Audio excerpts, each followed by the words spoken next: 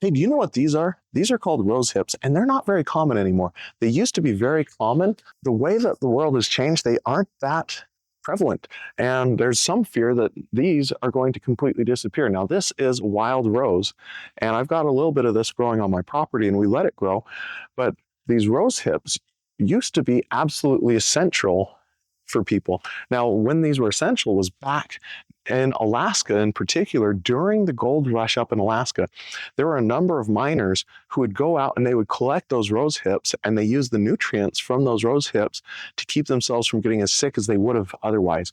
Now, these rose hips also, little known fact, if you've ever had old school itching powder, inside of this, there's little fibers, and that was what they used to make itching powder. Kind of crazy. Now, also, I've looked it up, and there's only like one drink that I've ever found that is common to using rose hips. And I think it was a drink that was made over in Europe. It's some kind of a soda or something. So very uncommon.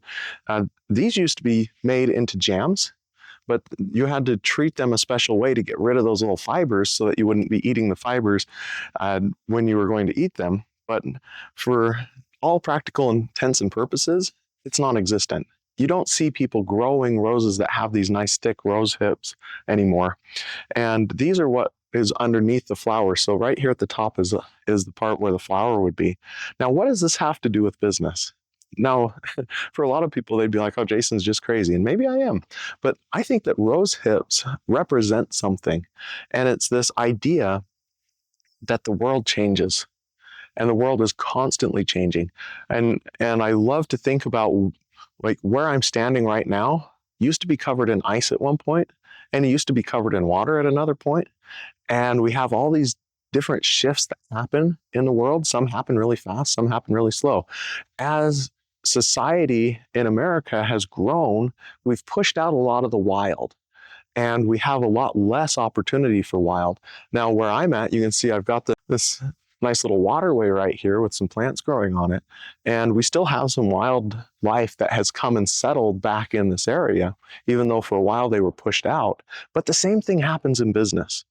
In business, things that used to be critical, like rose hips, no longer are. Now, examples of that, not that long ago, before the internet was around, there was only a few ways to communicate with people en masse.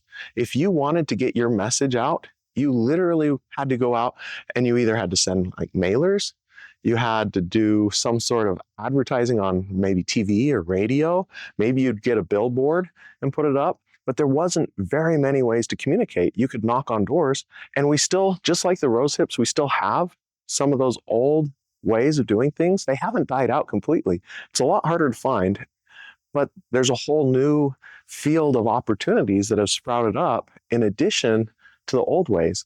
So just like rose hips didn't disappear simply because they disappeared because in part they were replaced by other things.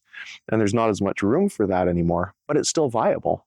So people could still use these, and you can still use some of those old techniques, but there's also a whole host of other opportunities out there as businesses. And so we've got more opportunity than we ever have before. And I hear all these people talking about AI and how AI is going to destroy everything and it's going to come in and it's going to replace all the jobs.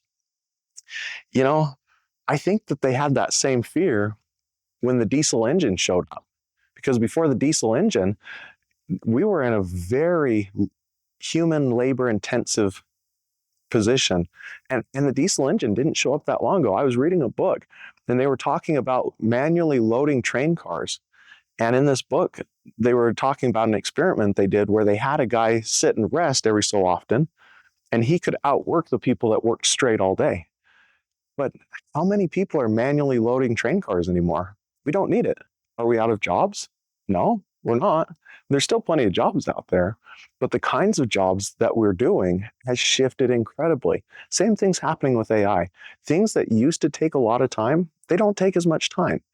And we're going to continue to see that with the advent of robotics.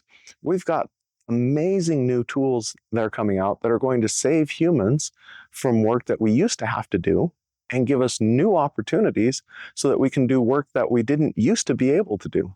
Things that used to cost $100, maybe they're only going to cost us $5 going forward. Maybe they're going to cost even less. because rather than hiring humans, which were pretty expensive to hire, we don't want to sell our time for nothing. We can, instead of hiring humans, we can hire robots, we can hire AI, we can hire all this new technology, the communication channels. It used to cost a fortune to try and get your message out to the world. Now, literally, you can go live on a mobile device, which almost everyone has, and be sharing your message with a whole bunch of the people in the world instantly, and it costs almost nothing. Relative to what it used to cost before, our costs of living in some aspects are going down, which gives us new opportunities to do more with that money that we used to spend. So are things going to change? Absolutely. Rose hips, they used to be everywhere. They're not anymore. Things we used to use all the time, horse and buggy, not so common. People only have horses for fun, basically, at this point. Unless you're out there running cattle, you don't have horses. All those have been replaced. We still have horses, but we don't use them in the same way. Same with all the tools. Life is ever evolving. As such, we all need to make sure we don't become so stagnated that we're not adjusting and growing with the world. And as long as we're pushing ourselves forward and we keep moving forward, all these new things that come, they bring two things. They bring change and they bring opportunity. You can see them as a threat. And when people are so, ossified maybe? When they're so stuck in the way that they've been living, change becomes the threat. But naturally, change is not a threat. It brings opportunities. And so if you're willing to be adaptable and look for the new opportunities, you have an opportunity to live a much more full life, accomplish far more dreams, and have a much better time along the way. Just make sure you don't forget the principle of the rose hip.